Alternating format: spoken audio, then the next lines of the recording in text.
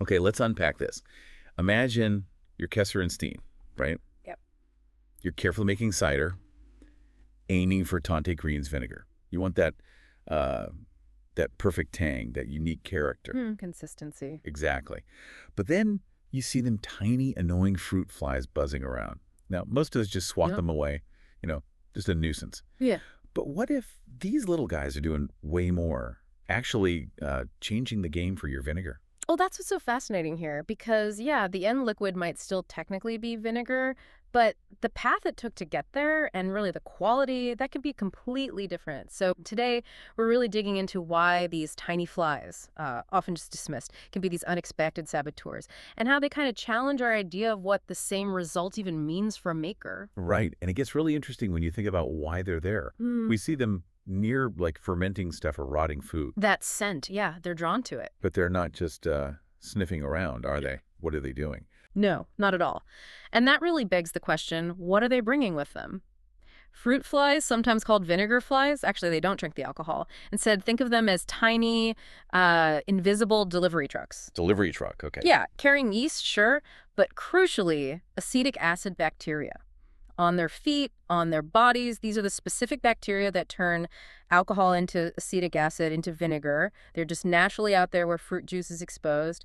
And the flies, they're just giving them a free lift right into your cider. Ah, okay. So these uninvited bacteria crash the party. What does that actually do to the cider itself?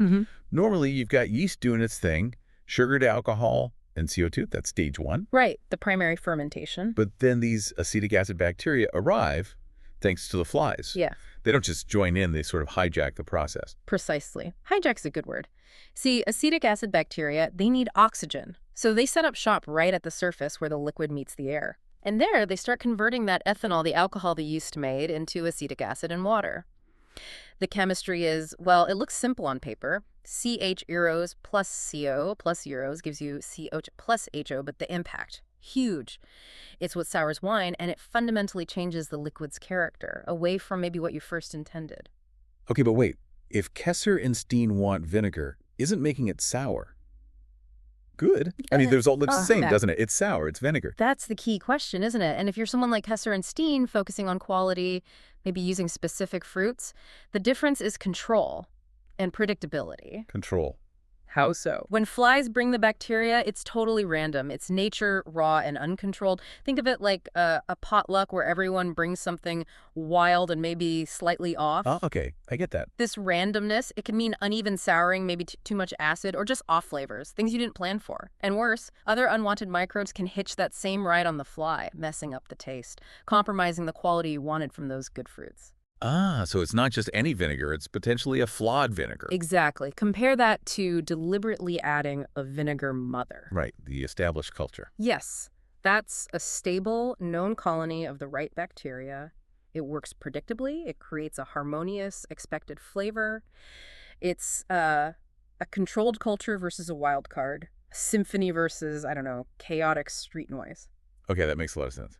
So for Kesser and Steen or anyone wanting that consistent quality, Yeah. how do you stop these tiny saboteurs? Well, that brings us to a beautifully simple solution, the airlock. The airlock or Gerlos you mentioned.